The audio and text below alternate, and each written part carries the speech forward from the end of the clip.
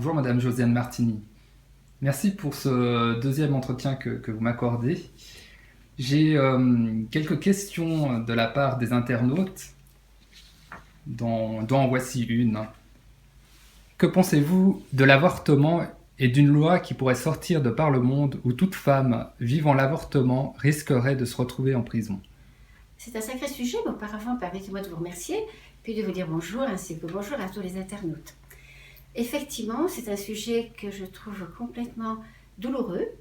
Non pas que je sois pour l'avortement, mais j'estime que ces personnes qui oseraient faire une telle loi n'ont peut-être pas compris ce qui se passait. Car aucune femme digne de ce nom, du moins je vous parle de mon époque, ne serait amenée à faire un avortement si elle avait été épaulée. C'est facile de parler, de condamner, mais ces messieurs qu'on se met au cas de vent, s'ils avaient été là, peut-être bien qu'il y aurait beaucoup moins d'avortements. Dans le temps, l'avortement était fait parce qu'on avait peur. Peur du qu'en dira-t-on, la honte sur le village, sur la famille. Il y avait quelque chose que, pour eux, c'était inadmissible. Donc on obligeait l'avortement, on mettait la jeune femme qui avait le courage de le garder dans la rue, tout simplement. Aujourd'hui, l'avortement est plus subtil, il est autorisé. Et de ce fait, les parents sont devenus laxistes. Même si un enfant veut garder son enfant, on lui dira « tu ne peux pas, tu as tes études », donc une vie contre des études.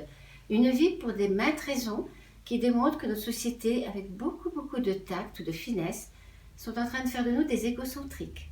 J'ai élevé déjà mes enfants, je ne vais pas recommencer encore avec un autre enfant.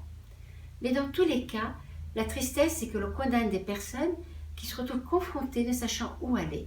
Car si ces femmes, ces jeunes femmes, car elles sont de plus en plus jeunes, malgré la pilule, voyez-vous comme quoi les protections sont éphémères, à se retrouver dans un choix ou de subir un choix d'avortement.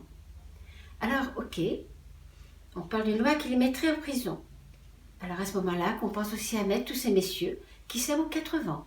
Est-ce que parce qu'eux, ils n'ont pas le corps qui se transforme, qu'ils doivent passer à travers les gouttes de tout ce qu'on peut imaginer? Je souhaiterais plutôt qu'aucune femme n'ait à faire un tel choix et qu'on fasse passer la vie avant son confort, avant tout ce que l'on peut imaginer. D'autant plus que je peux vous garantir que toute femme ayant subi un avortement, et je parle de jeunes femmes d'aujourd'hui, elles en sortent brisées. Elles en gardent le souvenir au plus profond d'elles-mêmes, se demandant quel âge aurait-il? Est-ce que ma vie serait plus facile s'il était là? Vous savez, dans La femme brisée, qui est un de mes romans, qui a été nominé d'ailleurs au grand concours des écrivaines à Saint-Louis, eh bien je parle d'une femme brisée qui justement, pour avoir subi un avortement et en douce, donc par un boucher, elle se retrouvera brisée quand elle voudra avoir des enfants et avoir sa vie. Voilà. Par contre, il y a aussi un autre livre qui est Le prix de la liberté, où vous avez actuellement le même problème, parce qu'on parle que des femmes, on parle que de ce problème, mais c'est un vaste problème qui déséquilibre toutes les familles, qui implique les parents, qui implique le géniteur, qui implique la personne qui est justement enceinte. Dans le prix de la liberté, un jeune homme, pour payer ses études, et attention, je ne dénigre rien, eh bien va vendre son sperme. Des personnes ont besoin et prendront ce sperme. Et ce sperme, eh bien, il va faire peut-être tout un chemin. Et un jour, on se trouve devant quelque chose de terrible, des consanguins. Parce que vous vous rendez compte qu'on joue un petit peu aux apprentis sorciers, et la vie pourrait bien nous en faire payer le prix. C'est pour ça que je l'avais appelé le prix de la liberté d'agir comme l'on entend. On ne peut pas aller contre la nature indéfiniment. Par contre, c'est vrai que si des personnes souhaitent donner leur sperme pour permettre à des êtres d'être heureux, à des petites âmes de pouvoir venir en ce monde, parce que vous savez, rien n'est dû au hasard, ok, à ce moment-là, qui donnent leur identité. Parce que pendant des siècles, on a eu des mariages consanguins qui donnaient des enfants trisomiques, des enfants qui avaient des malformations. La médecine a trié le holà, demandant maintenant qu'on vérifie, et qu'il n'y ait plus de mariage entre cousins et germains et bien d'autres.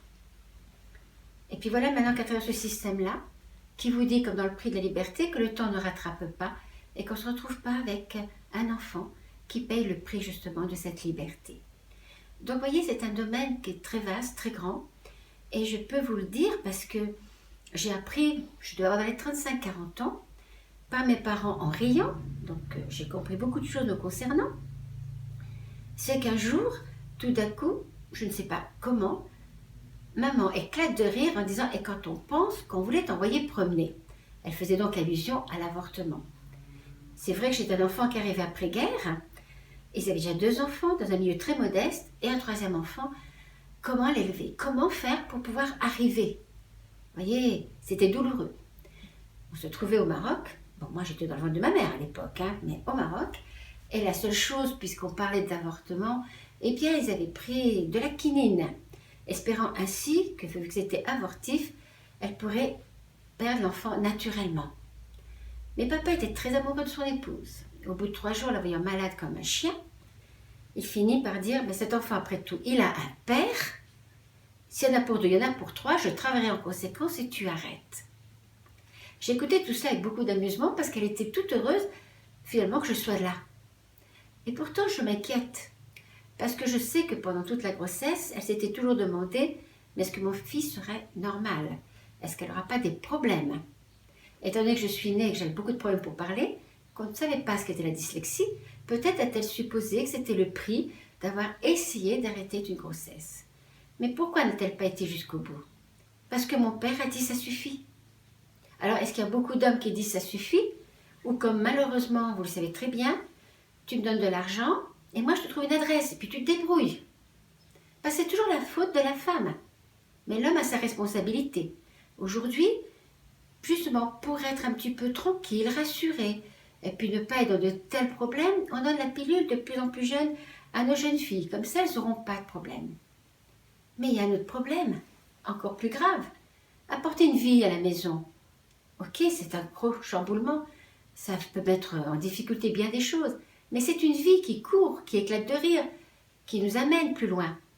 Mais amener peut-être une maladie parce qu'on n'a pas su se protéger ou que monsieur n'a pas voulu se protéger. Alors ça veut dire quoi? C'est qu'aujourd'hui, il n'y a que l'essence qui se développe, c'est tout. Il n'y a rien d'autre. L'essence, c'est tout. Vous savez, dans le livre Le vol de la cigogne, j'ai dit que les hommes avaient tellement, vraiment développé l'essence qu'ils avaient perdu le bon sens. Donc je pense qu'il faut vraiment faire attention à tout cela. Et puis vous savez, toutes les jeunes femmes n'auront pas la grâce, comme dans la colère, d'avoir un Saint-Joseph qui l'acceptera avec son enfant. Parce qu'il y a un autre drame quand on a un enfant. Plus maintenant, puisque les familles sont partagées, disloquées, reformées, différentes. Il y a des enfants de toutes parts qui arrivent. Mais dans le temps, vous savez, ma hantise, n'ayant qu'un enfant, c'est d'avoir un 2e enfant, si toutefois cela m'avait été permis. Ben, je me dis toujours, m'arriverait-il quelque chose? Est-ce que le 2e père accepterait l'enfant que j'aurais eu en premier? En même temps, puisque j'étais divorcée, c'était mon souci. Et vous vous rendez compte? Croyez-vous qu'il l'occuperait, qu'il saurait s'occuper d'un 2e enfant? Ou est-ce qu'il dirait, je prends le mien, puis l'autre, où est-il? Pas de problème. Vous voyez, il faut quand même faire les choses dans le fond.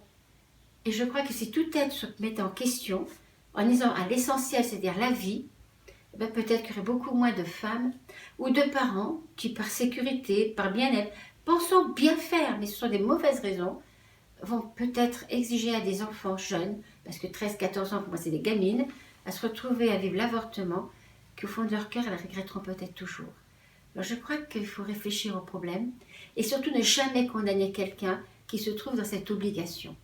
Je ne fais pas le procès des hommes, mais j'aimerais que quand même, dans cette situation, au lieu de condamner les femmes, ben, ils se mettent aussi en question. Parce qu'après tout, c'est eux les semeurs. Alors ils n'ont pas qu'à semer dans n'importe quelle terre.